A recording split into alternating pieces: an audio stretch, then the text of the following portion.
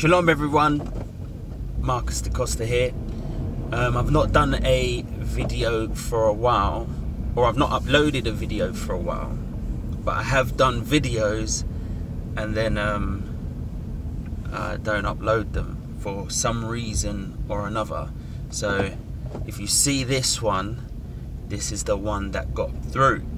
But anyway, I have been having conversations with people and been observing things, and I think we have been having interesting discussions, especially now on the topic of authority, sovereignty, and our position as of being God's creation, man on the earth. And much of that has been provoked, that conversation, with regards to what we are seeing in the halls of carnal power in the earth.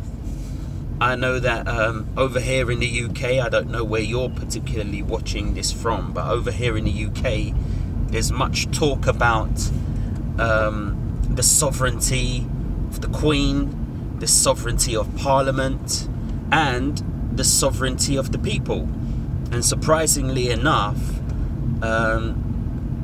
it's an open declaration that which is sovereign in terms of Parliament, the Queen, receive their sovereignty from the people, which is why there's so much back and forth with regards to the will of the people, whether it should be enforced or not, and whether the people who hold and wield this kind of power, judicial power and legislative power, should be made to come into alignment with the decision of the people who are sovereign.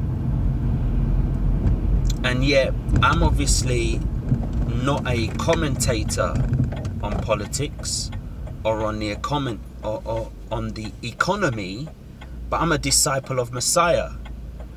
But what can be gleaned from these discussions is, when we look at the model that these men and women of power and influence had on the world, what kind of model did they follow?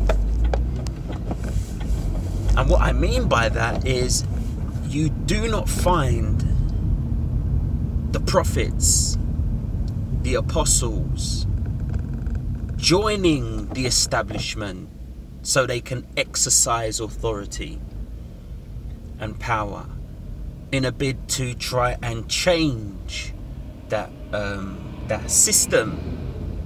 You never found a prophet or a disciple seeking to join the judgment hall of the Romans, seeking to join any system of power in a bid to try and steer it into the direction of the Most High. He did not establish the system. He has not established these systems. So there is no need for them, the prophets, the disciples, the apostles, to join it in a bid to change it. The model we find in scripture is that there are these systems, and they wage or they wield power and influence over the children of the Most High to the degree that it will wear them out. It will put some into prison. It will take some of their life. It will be able to cause them to not be able to buy and sell and all of this kind of stuff. But the scriptures say that the dominion will be given to the saints of the Most High, that the kingdoms of the world will become the kingdoms of the Lord. And what we're saying, or what the scriptures is revealing, is that you don't join it You run away from it. You flee from it. You don't go into Babylon with a view to change Babylon. You flee from Babylon because Babylon in and of itself is as a system of power is going to be judged for all the blood that was shed across the earth, and the blood of the saints, the blood of the martyrs, the blood of the prophets. So we as a people, with that in mind, we don't need to join the religious establishment to change it. We don't need to join the political establishment with a view to change it. What we have to do as a people is be a part of the kingdom of Jehovah, which is established in our hearts, knowing that in a time to come, it will be the only and dominant system on the earth. And within that, you shall reign, the disciples of Messiah shall reign with him, shall be priests and kings of the Most High and of Yeshua for 1,000 years. So at this time, we humble ourselves. We humble ourselves before the Most High.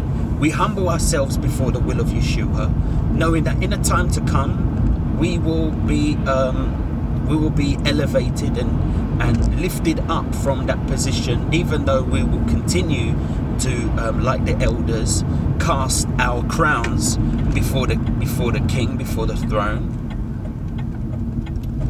But with all that said, the point I'm making is you don't exercise authority in the carnal realm by joining the carnal kingdom.